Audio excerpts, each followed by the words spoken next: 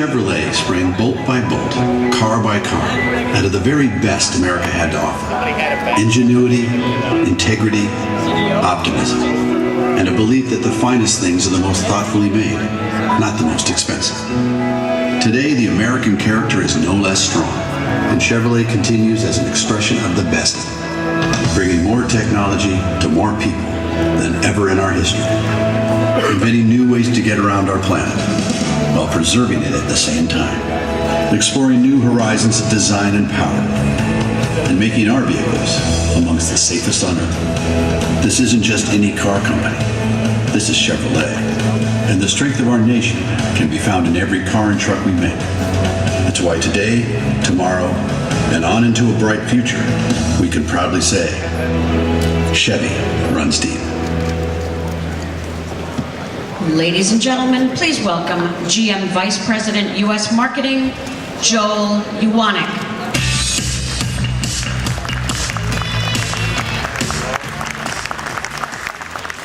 Wow, what a day. And thank you all for joining us this morning for the press conference. We have quite a bit to talk about. A lot of things going on this week, as you might have heard. And it all starts here and today. The thing we've been waiting for, maybe the longest anticipated launch of any car, the most hyped car, the most politicized car that maybe we can remember in our generation, is finally here today. And I only wish that the people who actually put their hearts and souls in that car were here today. Don't mind me if I get a little emotional about this, because a lot of people are actually, this is pretty important to a lot of people. There were thousands and thousands of men and women who worked 60, 70 hours a week for the last 4 years, missing vacations and weekends for this very moment. And they deserve to be here with us right now. There are other people that started this program, Bob Lutz and others, that put their heart in this thing and made this thing happen. This is a very special moment for all of us at Chevrolet, for General Motors, and honestly, for a lot of people in Michigan and Detroit. And I can actually say that as we started to look around, started talking to people, this is actually something that's important to all Americans. This is something that we did. This is something that, as Americans, we can be proud of. This is analogous to a moonshot. This car is so advanced that we can say that it is maybe the most sophisticated car ever built. Now, this is my car, and you're probably wondering why we would show the car, first time production car, why we show it dirty. Well, you guys can get out. Why don't you guys get out? This is the car that we started out last week from Detroit and actually drove cross country. And it started as a simple thing. I was just going to drive my personal car across country because I wanted my friends to see it. I'm from here, if you know. And I just wanted to have it next week when I'm here on vacation. And I thought it'd be nice. And then it turned into a big odyssey. And then I had some friends come. This is Michael Bajarczyk and Lane Rezik. And we're missing, this is 3/4 of my tribe, and we have one more, Phil Colley. And if you're a blogger, you know who Phil Colley is. He's famous. He's the one that does all the Chevrolet blogging. The 4 of us in 2 cars traveled across country.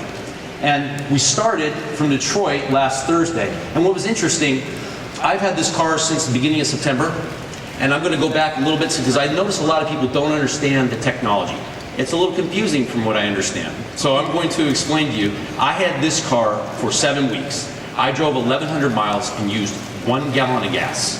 I was able to charge at home and charge at the office and drive back and forth, 40-mile round trip month. The first time I filled this tank up, personally, was when we drove from Detroit to Gary, Indiana, and I realized as I'm putting the tank of the gas in there, the guy said, why are you smiling? I think this is the first time I've ever filled this thing up. I never even knew where it was. I didn't know where the button was to push to open it up and put it in. The reason I tell you this is because people are confused. You can use it as a daily commuter on electric for 40 miles. Then you can use it to go to grandma's house or go on a vacation and go do someplace. You can do it with 1 car, right? This is very important. That's the difference between this car and others. This is the charger, and I think that people don't realize we can actually plug this in to the car and plug this into 110, and in 7.5 hours you get a full charge at a range of 25 to 50 miles, right? I would say that this is a game changer. Other people have said that. I would say that maybe it's even bigger than that. I would say this is maybe epic. This is something that's we're going to all look back, and history will be the judge, and they will tell us how it is. But this is the technology, this Volt technology is the technology we're all going to look back and say, that's what changed the way people look at transportation today. We have to wean ourselves from fossil fuels and oil. We have to find energy security here in America, and this will be the start of it. We'll all look back 10, 15 years and say that technology was the technology in the Volt that led to these other innovations and these other things. Now, when we say it's the most sophisticated car, one of the reasons why I say that is there are 10 million lines of code inside that car. Okay, that's a lot of lines. What does that mean, Joel? I don't get it. The Air Force has a new plane called the F-35. It's the most advanced fighter jet in our arsenal today. It has 8 million lines of code, just to put it in perspective. The car has a sophisticated battery system that manages those batteries and treats them like they're gold. Batteries are kind of funny, and I'm not going to get into technology of it. You're going to start, those of you who are gearheads and know all about the ICE engine, internal combustion engine, well, you're going to start learning about batteries, because that's what's going to be the story for the next 10 to 15 years. And managing the batteries is so very, very important. They want to be treated gently. They don't want to get too hot. They don't want to get too cold. They don't want to use all the battery range. You want to make sure you manage it correctly. Inside of this, we check that system 500 times a second, all day long, every time it's on. That's just one thing we're doing. Always, constantly checking and optimizing fuel, optimizing battery range. So, I have some special guests here today, because this is the day where we're actually going to start turning these cars over to retail customers. So, if you guys can join me on stage. These are customers that some of them are in our capture test fleet. They're actually in cars today and driving them around the country today. Most of these folks are in LA. You're all LA, right? Chris, you're LA?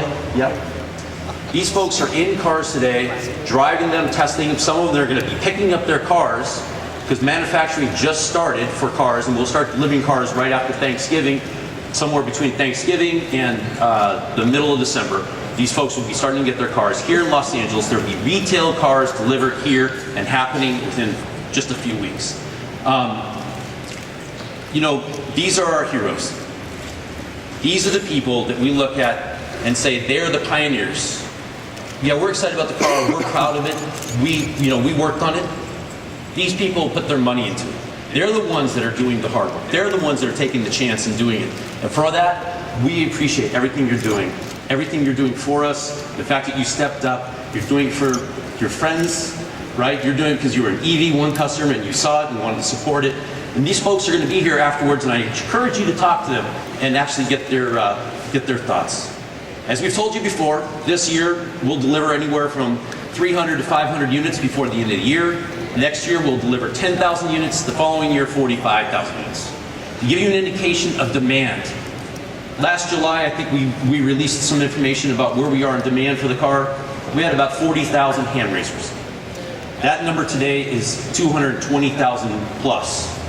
Now, does that mean those all translate into sales? No, of course not. But it does give you an indication that there is a lot of interest around this, and we haven't even begun to do the marketing yet. It is actually day one. So to have that kind of interest and that kind of demand so far is very encouraging to us. Now, if you haven't heard, we're very excited about two things that have happened. First is a very prestigious magazine just made us Car of the Year, Motor Trend, and we really appreciate that, Angus, and all you did. And that's a very tough award to win in our industry. It's one that we're very proud of. They were very strict about how they go about picking those cars, and everything he did was very, very special for that car, and we're very proud of that and very honored. And then yesterday we were also, Automobile Magazine made the Volt the Automobile of the Year. That was also very encouraging, very exciting for us, and we're very honored again. But it also validates what we already know that the car is and what the car is going to be, and that's very exciting for us. Now this is, in a second here, I'm going to show you something that we don't normally do at a press conference like this. We've got a great car. We've got great style. But one of the things that's going to be a challenge for us is how do we market this car? When we were in Denver driving through, you remember the guy pulls up to the window next to us. He knew all about the car. I know this car. I read all about it. I've been online. I'm one of your hand raisers. This is terrific. Where are you guys going? We're going to LA. He said, where are you keeping the battery packs? Excuse me? The extra battery packs. Where do you keep those? This is going to be a challenge for us. Here's a guy that knew all about the car, but didn't understand that there was a generator up front that was generating electricity that allows us to go across country. So we're going to have to challenge, to educate, to build awareness about what the whole system's about. I'd like to show you a couple commercials. This is the first day we're showing them. This is going to be how we try to do exactly that. Let's play those commercials now. A word of warning to piggy banks, pants pockets, and anyone anywhere who would hide our precious coins. We're coming for what's ours. Maybe you didn't hear, but dimes, nickels, even pennies have power now. Because the Volt charges for about $1.50 a day, making most commutes gas-free for just a handful of change. So we're taking it back. All of it. We have some driving to do. The 2011 Chevrolet Volt. It's more car than electric.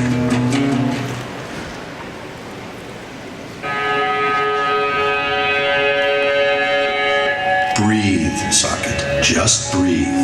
We know it's intimidating. Instant torque, top speed of 100 miles an hour. That's one serious machine.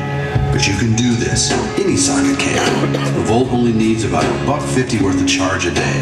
And for longer trips, it can use gas. So get psyched. It's a big step up from the leaf blower. The 2011 Chevrolet Volt. It's more car than electric. So in there you see that we could talk about the fact that if you charge it up, you could do it for $1.50 a day. In many locations, it's a lot less than that. That's the number we have to put out because it's kind of an average. And you can do that every day, and you can drive endlessly for that kind of a charge. You notice we showed them plugging in with a 110, so we try to show it as simple as we possibly can. Will be more commercials like that. There's obviously an online campaign and other things go with it. But this will be the challenging for marketing now, is getting this message out and explaining to consumers exactly what this technology is about and what it does for them. Well, if that wasn't enough, we're not done here at Chevrolet. We got some more good news. And for that, I'm going to bring up Chris Perry, my good friend Chris Perry, to tell you a little bit more.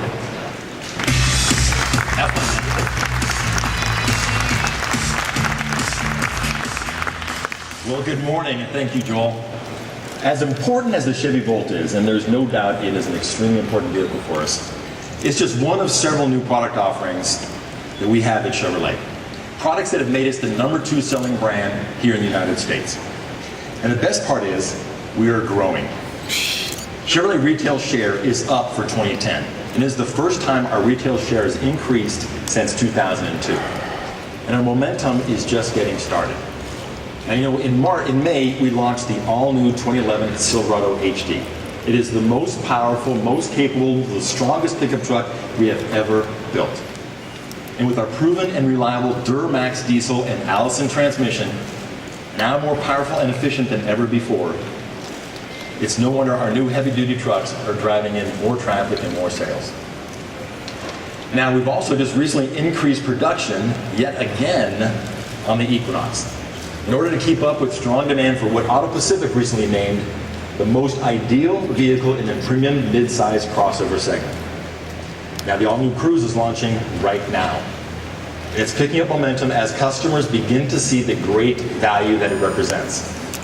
It has more room than other compacts, lots of upscale amenities, class-leading standard safety features, it's fun to drive, and it's fuel efficient.